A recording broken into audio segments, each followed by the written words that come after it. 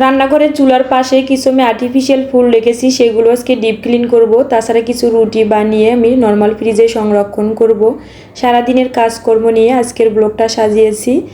আসসালামু আলাইকুম এভরিওয়ান, কী অবস্থা সবার? নিউ আরেকটি ডেইলি ব্লগে সবাইকে ওয়েলকাম জানাচ্ছি। কে কোথা থেকে আজকের ভিডিওটা দেখছেন অবশ্যই কমেন্টে জানাবেন। আর ভিডিওটা যদি ভালো লাগে অবশ্যই একটা লাইক দিবেন। আর আপনারা চাইলে ফ্রেন্ডস অ্যান্ড ফ্যামিলির সাথে আমার ভিডিওটা শেয়ার করতে পারেন।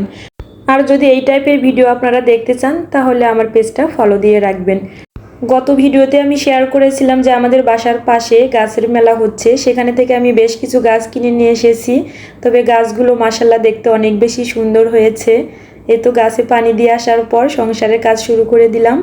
এখন আমি এখানে বেশ কিছু রুটি বানিয়ে হালকা একটু সেকে তারপর ঠান্ডা হওয়ার পর রুটি বক্সে রেখে দিচ্ছি।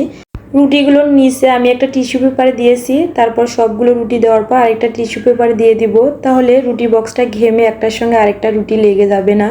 বেশ কয়েকদিন হয় এত বেশি গরম পড়েছে, এরকম কিছু রুটি বানিয়ে নর্মাল ফ্রিজে রেখে দিলে কাজের ঝামেলাটা একটু কম হবে।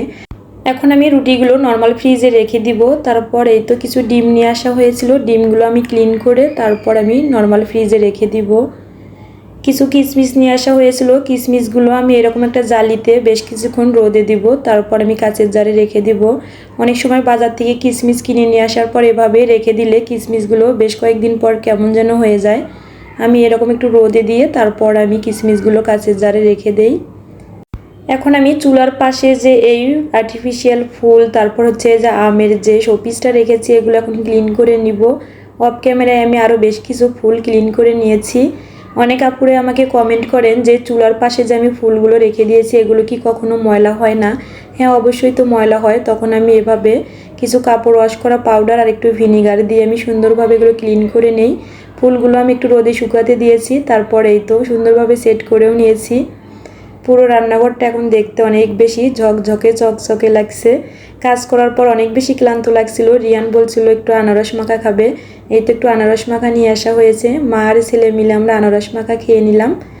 সকালবেলা পুরো বাসাটা আমি গুছিয়ে নিয়েছি। তারপর রিয়ান যেহেতু এখানে বসে টিভি দেখছিল ড্রয়িং রুমে বসে, আবার একটু এলোমেলো করেছে, তাই ভাবলাম আবার একটু সুন্দরভাবে গুছিয়ে নেই।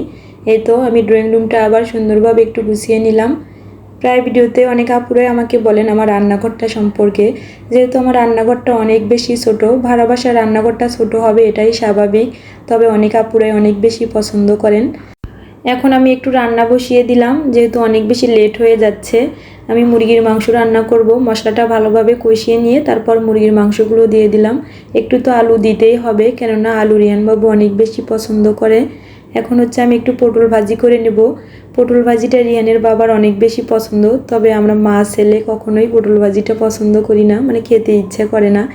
আসলে এক একজনের পছন্দ এক এক রকম, সবার যে সব কিছুই পছন্দ হবে এটা কখনো হতেই পারে না।